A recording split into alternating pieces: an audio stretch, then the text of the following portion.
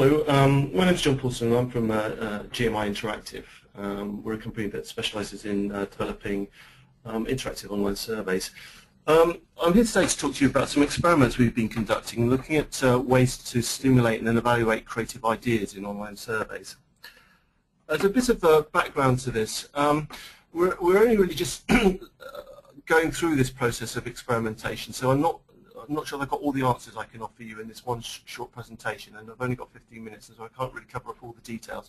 What I recognise is there's a huge amount of area where there's been a huge amount of work already done, several published books on this type of topic, and you know, obviously for the past 30 or 40 years people are exploring in think tanking processes how to develop ideas. Now, the idea of this research has been to focus very specifically on how to channel that into an online survey experience, which is slightly different.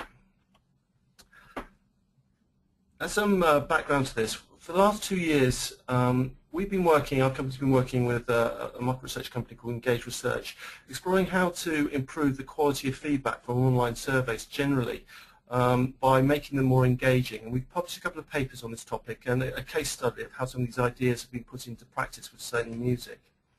And what I thought I'd do is give just a very brief summary of some of the discoveries, because I think it's quite relevant to some of the things I'm going to show in a second.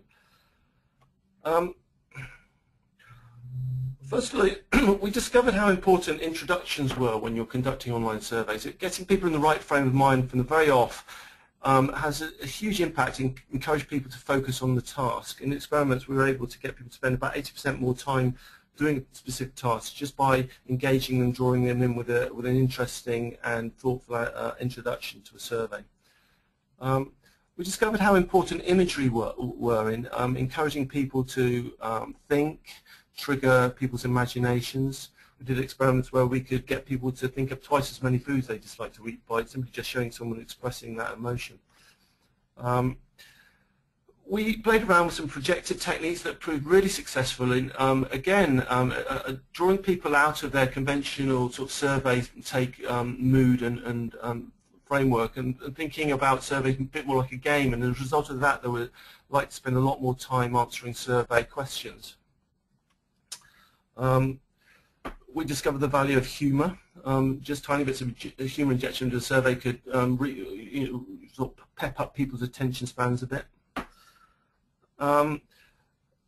We realized that a lot of people need to be led down the way to giving effective feedback, and so we explored showing people examples of what other people have written when you ask people to give an open-ended response, and that proved a tremendously successful way of encouraging people to give more feedback. And we also discovered the amazing impact of making tasks competitive. If you ask people to think up some ads, and then you say you've got 2 minutes and you've got this competition, all of a sudden they seem to, they really respond well to that type of stimulus. It transforms what the process might be from being a conventional survey into more like a game for respondents. Now, after this experiment, we were able to, with the right sort of stimulation, to encourage people to give anything up to 6 times as much feedback with the right type of stimulus technique. And we started to think, well, what can we apply some of these techniques to? And one of the big things, obviously, it's a big industry issue at the moment, is idea generation. And we thought, well, let's see whether we can apply some of these techniques and do some experiments to see what we can do to develop and improve the idea generation process in online surveys. Now, the challenge for creative thinking, generally speaking, online research is not just a question of getting people in the right frame of mind. It's also about how to unlock the creative thinking processes amongst respondents. And most of the existing idea generation techniques are very heavily reliant on moderators to implement them effectively. There's also an issue with a lot of online research technologies. It's simply not geared for the more circular approach of idea generation. So many online survey technologies are based around sort of linear question and answers, but answering and developing ideas is often a loop process where you feed in thoughts into the cycle. How do we tackle this? Well, what we did is we examined, as far as we could, all the common idea generation and lateral thinking techniques out there. Now, there are a huge number. I can't also say that we've looked at them all, but several famous books. Edward de Bono has written a couple of really fantastic books about how to get people to come up with ideas. And what we did, we looked at which ones could be best adapted to the online survey environment, and we set up a series of experiments involving a variety of different creative tasks, where we tested out each of the techniques we thought we happened upon. And we tried to measure and calibrate the volume and quality of ideas each technique generated. And as I mentioned at the start, we're really only partly through this experience, these experiments, so this is really just a top-line snapshot of what we discovered so far. The first thing we started to look at was icebreaking. If you read any books about this topic, icebreaking, getting people in the right frame of mind, is a critical part of the process of getting people to come up with ideas. And we've played around with 4 or 5 techniques actually to look at the. We're trying to think of ways that could sort of break people sort of like conventions down in their minds, get them sort of geared up to doing it, but also slightly train them in some of the thinking process that we wanted to get them to do. So we experimented with getting people to write short film summaries. We thought that was a good way of encouraging them to write, headlines and proposition statements. Writing limericks, a similar sort of thing. It's a sort of semi-creative task, but people who find it a little bit less stressful than actually think up an ad idea, for example. Thinking up names to things. We showed people rock bands with silly haircuts, and asked them to think up the names for them. This last technique, number 4, thinking up silly uses for. I'll show you an example. This is I don't have time to show you them all. I'll show you this example as the experiment we conducted. What we did was we asked people to think up uses for a brick, which is a very common lateral thinking question. And one set of people, we precursored them with some prompts. We got them to play a game where they had to think up silly uses for different objects. They didn't have to think up one use, but the idea is we want to get them in the right sort of frame of mind before they did this task. And we prompted them with visual cues of ourselves. This is Stephen in our office, thinking up silly uses for different things himself. And the idea is this sort of semi-trained people into the process. And then we just simply measured how many ideas we got out of it. And what we discovered was that not only did this technique increase the volume of ideas coming out the second process, but when you analysed them in terms of quality, there was a sort of gear shift improvement in the range and the creativity of the thinking, moving from things like a brick could be a store stop or a hammer to a brick could be something you could play catch with or carry around as your lucky talisman, and just a sort of a leap of creativity.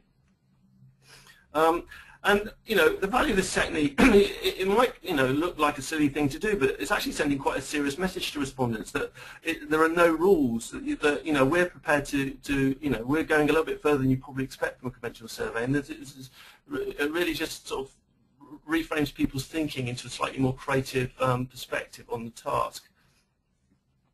The next thing we looked at was working on developing the briefing process. We realised how critical this is when you're asking people to do a creative task, it's really feeding them with the right sort of information so that they can do that task as effectively as possible.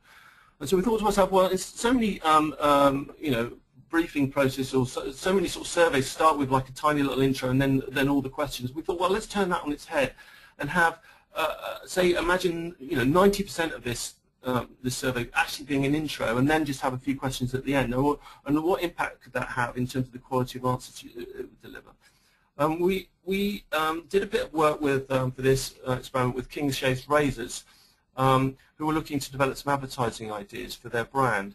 And what we did is we developed a 10-minute briefing process that respondents went through, where we actually gave them almost like a mini masterclass on the protocols of how to design advertising, the basic steps, and we gave them quite an intelligent, sort of in-depth breakdown of the components of what makes advertising successful in the viewpoint of this particular task, and what we're trying to aim them to do. We gave them a lot of things to read. I'm only showing you 3 or 4 slides from what effectively was a 60-slide presentation that people went through and digested. And then we asked them, we showed them the product, and we gave them quite a detailed visual brief of the product and its feature benefits. And then we asked them to come up with some advertising proposition statements and some advertising ideas. Well, we got 250 people to do the survey, and between them they generated well over 1,200 ideas, an astonishing amount of feedback. We then filtered got them to filter down their favourite ideas, and we compared them competing against some of the ideas the advertising agency generated. And we found that 8 out of the 10 proposition statements our team of respondents created outscored those of the advertising agencies. We also discovered a huge amount of positive feedback about the process. Everyone really enjoyed it. They found it a more intelligent task to what they were normally expected to do, and as a result of that, being asked to think a bit more, they found it more interesting. And we've got over 87% of people cross-participated in 3 studies throughout this process. These are just the results. These are the top 10 proposition statements, and this is the one generated by the agency, came in at number 9. The next area we looked at was really looking at the core of the idea stimulation process, and we've played around so far with about 4 techniques, and I'll take you through 2 or 3 of them now. The first one I want to show you is thinking rooms. This is a technique used very effectively by moderators in brainstorming sessions, where a moderator will take them through looking at a topic from lots of different perspectives. Well, we thought we could adapt that by creating effectively a set of free-form rooms. In each room, respondents were able to go into any of these rooms, and they click on them, and in each room there was a different stimulus perspective on the task. And they could click on them, and then they would give a stimulus, and they could come up with an idea or not, and if it didn't stimulate an idea, they'd go to the next room and so on. This is an example. We were asking to think up ideas for in this case, Ben & Jerry's ice cream, actually. I thought it's a good, again, a good example of using visual stimulus material to stimulate the thinking process. If you ask people to think of an idea for Ben & Jerry's ice cream, on average about 70% of people will come up with some semblance of an idea. But by rolling through this process, we managed to increase that to nearly 7 ideas per respondent, which is an astonishing leap of improvement. We also then analysed the quality of ideas that those groups of people developed compared to the original group, unprompted group, and we took the random selection of ideas from one sample versus another. And we found that of those people who evaluated that, 7 out of the top 10 came from this process. The next technique I want to show you is idea for an idea. At the heart of any brainstorming process really is ideas feeding other ideas. So we thought, well, let's sort of force that process. And a bit like the silly uses technique I showed you earlier, what we did was ask people to think up uses for something. In this case, they were thinking up names of uses for a kettle. And once they run out of ideas, we then prompted them with another idea that someone else had come up with, and asked them whether that stimulated another idea, and so on. And we prompted them through a loop, and they carried on doing that until they got bored. What we found is that ideas generated more ideas. The average number of ideas or uses that people came up with leapt from 6 up to 18, a 3-fold improvement in the volume of ideas people could generate. The third and final technique I just want to highlight is thinking through the minds of. This is a projective technique we developed where we ask people to think about things through the minds of different things, different companies, different people. And it's a sort of a displaced creative piece of thinking where instead of actually they're trying to think really in a raw sense, which is a very difficult response to do, that actually transposing other people's thinking processes is also a creative process, but it doesn't come across the respondent as such a creative process. It's more like, again, it's a bit more like a game. So, for example, this is an experiment we ran where we asked people to think up some ideas for a new type of deodorant, and we asked them to imagine how Apple would create a deodorant brand, and what sort of features and benefits it would have, what it would smell like, and so on. And then we took them through a variety of different stimulus prompting, random. Each respondent saw a random stimulus, and with this example, Lady Gaga or Robert Dyson. Now, we found that this was tremendously successful in opening up people's thinking processes. If you ask people to think up an idea for a new deodorant, you're lucky to get 1 or 2 thoughts out of people.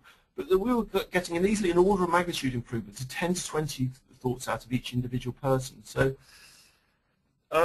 what I would say is that what we've learned so far is that all these techniques I've just shown you have proved to be tremendously successful in stimulating ideas. it also has highlighted how powerful some ideas are at stimulating ideas versus others. And to underline this, what we did is that we divided, for the idea for an idea experiment I talked to you about, we asked people to rate the source ideas, and we scored them. And we divided the top 10 versus the bottom 10 and looked at how many ideas each spawned. And we found that the best ideas generated more ideas themselves.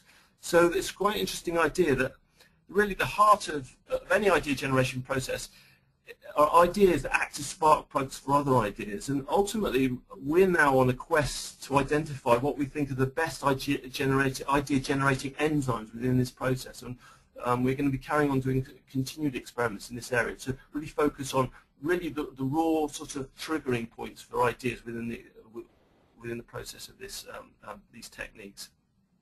So in summary, the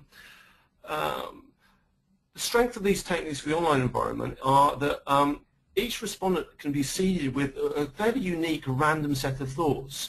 In conventional moderated survey experiences, when you've got everyone in the room, everyone has to think about the same thing, and you often get the individual dominating the experience. But with these techniques, you've got a lot more control over the process. It's also self-leveling, so that people can do as much or as little as they feel comfortable with. If they get bored, they can just carry on. And using iterative sample, as we have been, you can also refine the simulation material as you get new ideas generated. You can feed them straight back into the system. So it's very adaptable for any form of thinking task, and really very much a no-brainer in terms of how effective these techniques can be. One thought that we have is that it has highlighted how important the seed ideas are, and it does require a certain amount of creative thoughts to get the ball rolling, these types of techniques. So that's it. I think I've run out of time. Thanks for sparing 20 minutes to listen to me, and any questions. Thank you.